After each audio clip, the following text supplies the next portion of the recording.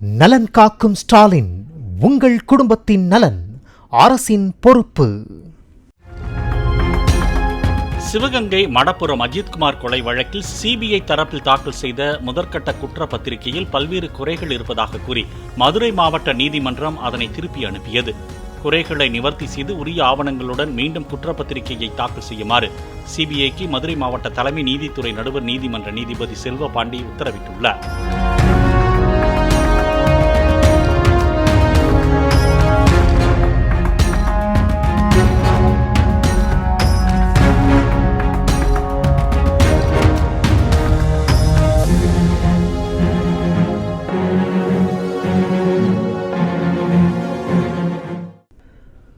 நலன் காக்கும் ஸ்டாலின், உங்கள் குடும்பத்தின் நலன் அரசின் பொறுப்பு.